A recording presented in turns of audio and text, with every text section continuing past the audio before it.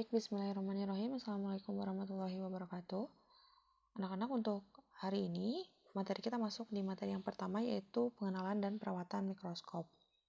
Di sini sudah ada KD yang perlu kamu kuasai, yaitu semuanya terkait dengan perawatan mikroskop, baik prosedurnya maupun nanti kamu melaksanakan perawatan mikroskop, ya. Nanti tapi kalau sudah bisa ke sekolah.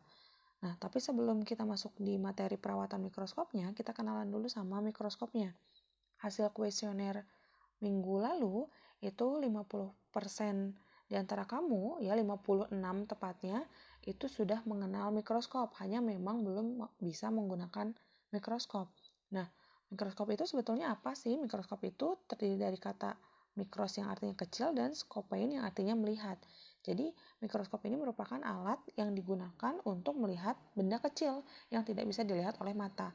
Nah, siapa sih yang menemukan mikroskop? Yang menemukan mikroskop ini adalah Anthony van Leeuwenhoek. Dia merupakan orang Belanda yang melakukan penelitian pada air hujan, ya, dengan menumpuk banyak lensa, sehingga awal mula ditemukannya mikroskop oleh Anthony ini, ya, sampai sekarang berkembang menjadi mikroskop yang lebih modern. Nah, kita masuk di jenis mikroskop. Jenis mikroskop ini anak-anak jika dilihat dari ya, jadi dari objek penampakannya ini, mikroskop ini sebetulnya terbagi dua, yaitu untuk cahaya dan juga stereo, yaitu kalau untuk berdasarkan penampakan. Tapi kalau misalkan berdasarkan sumber cahaya ini terdiri jadi dari dua juga, yaitu mikroskop cahaya dan mikroskop elektron, ya. Jadi mikroskop cahaya ini sumber cahayanya dari matahari atau dari sinar buatan. Kalau elektron ini dari radiasi, gelombang elektromagnetik, sudah lebih modern. Nah, di mikroskop cahaya dan stereo dulu. Perbedaannya apa sih? Perbedaannya adalah di penampakannya. Penampakan itu artinya gambaran yang dilihat oleh mata. Jadi kalau kita menggunakan mikroskop cahaya, baik monokuler maupun binokuler, nanti monokuler binokulernya di video selanjutnya dijelaskan.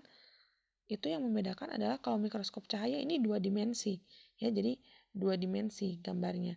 Tapi kalau mikroskop stereo ini tiga dimensi, ya.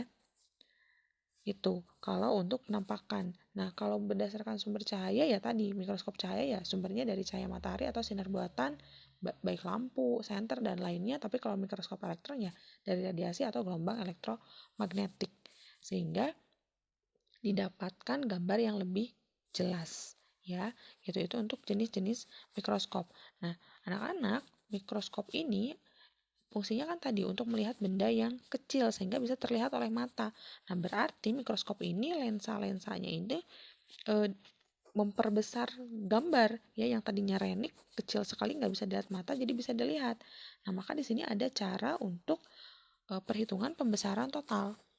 Nah, di sini rumus pembesaran total itu adalah pembesaran lensa okuler dikali pembesaran lensa objektif. Jadi misalkan lensa okuler 10, ya, pembesarannya itu 10 kali, lensa objektifnya 40 kali misalkan. Nanti di video selanjutnya Ibu lihatkan mikroskop yang ada di lab, ya.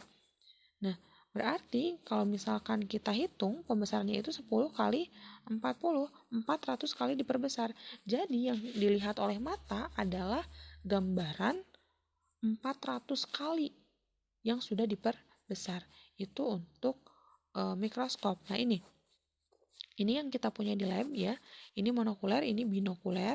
Apa sih bedanya? Kalau monokuler itu okulernya, lensa okulernya 1, kalau binokuler itu lensa okulernya ada 2.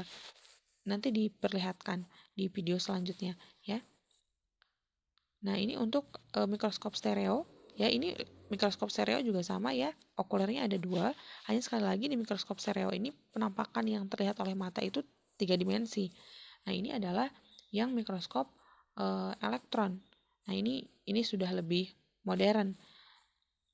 Nah, kita masuk di bagian-bagian dan fungsi mikroskop, ya. Jadi ini yang kamu lihat ini adalah mikroskop monokuler. Kamu boleh bisa sambil lihat modulnya, ya. Ini yang nomor 1 nih. Nomor 1 ini namanya apa? Nomor 1 itu namanya lensa okuler. ya. Nah, ini nih lensa okuler. Jadi nanti kalau kamu sampai ke lab, di lensa okuler itu ada tulisannya 10 ya atau 5 gitu. Itu untuk lensa okuler. Nah, lensa okuler ini dia yang berdekatan dengan jadi mata kita bisa melihat objek itu dari lensa okuler.